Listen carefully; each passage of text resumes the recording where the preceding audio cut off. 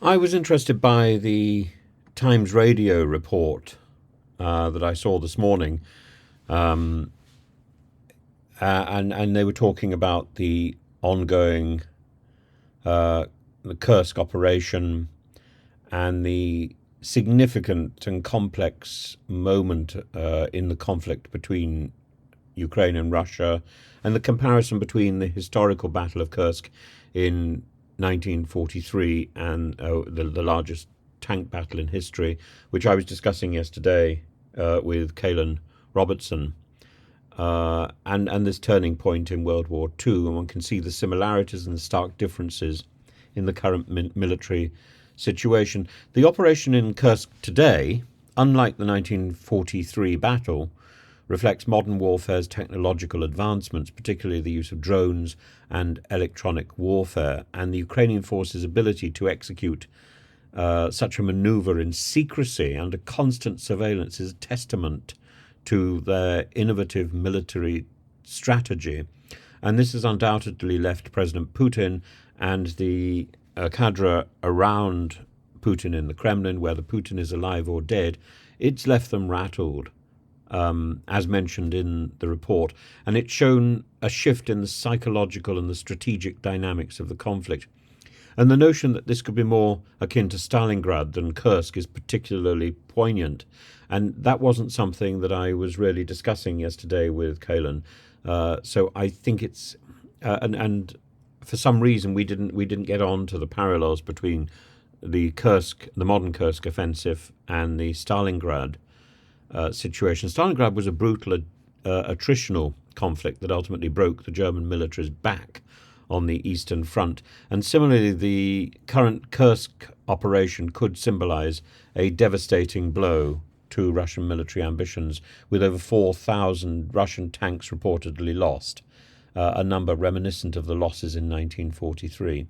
And the reaction of the local population in Kursk, this is something we did talk about, as described by those who've been on the ground, indicates a significant lack of resistance by local civilians to the Ukrainian advance. This is in stark contrast to the expected loyalty to the Kremlin, revealing cracks in the facade of Russian domestic stability. And the fact that Ukrainian forces, it's as if Putin and his little group have started to believe their propaganda that they put out, that Ukraine was filled with Nazis, and these conscripts are being taken into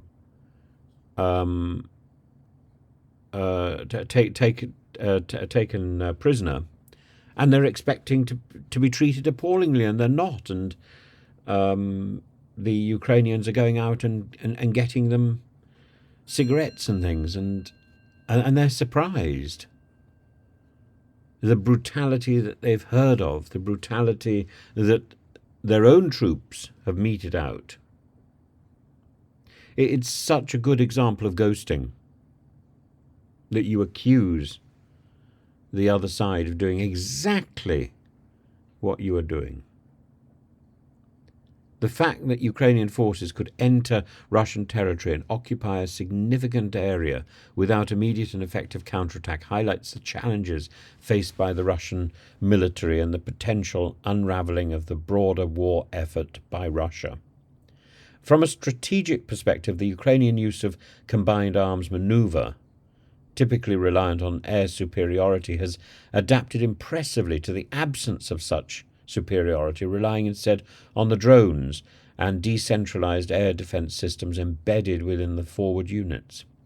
This flexibility and innovation are essential factors contributing to Ukrainian success. As for Putin's options, the report suggests that the ability to retaliate effectively is limited.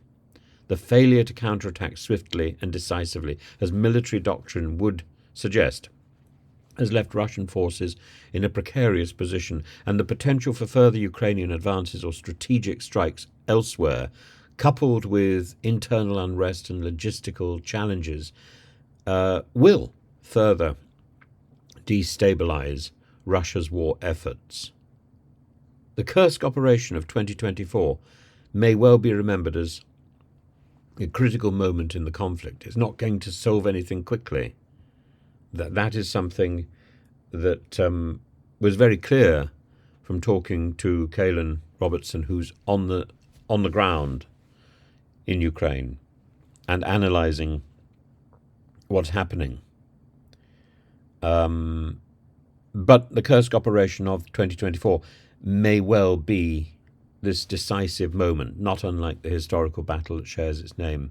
And the psychological, strategic and symbolic implication of this operation cannot be overstated, and its impact on the broader war and potentially on Putin's hold on power, I think will be the subject of analysis for many, many years to come.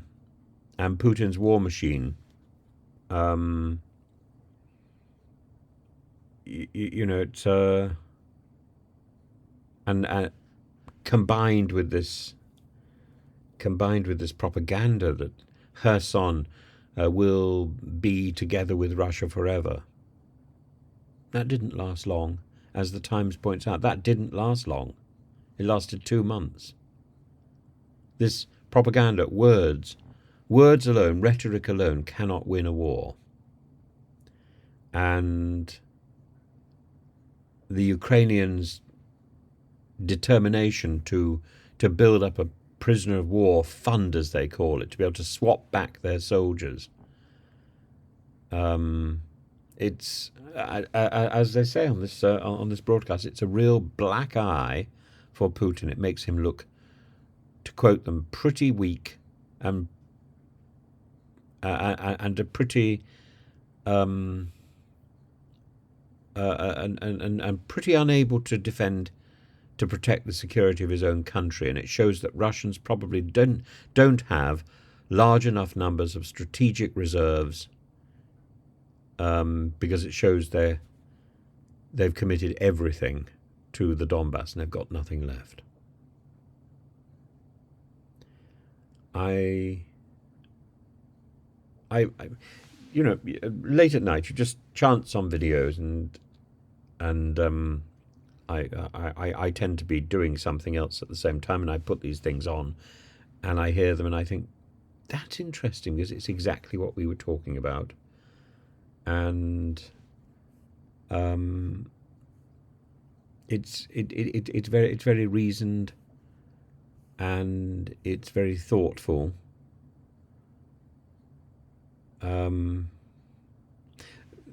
Within that talk, they were discussing what would happen if a rogue Chechen were to get hold of nuclear weapons, whether China might invade Siberia, and the fears fermenting in Russia itself.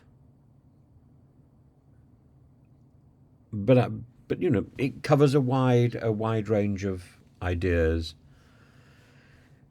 and it's very interesting. I think one of the better talks that I've heard recently, and maybe we're just going over the same material, but it's reassuring that these thoughts are coming out from different sources, and there is this general belief that Putin's regime is seriously damaged. Now, that doesn't necessarily mean we're in for something better, but it certainly means the present phase of hostilities are over. Something new is coming, and if Zelensky and Ukraine can take the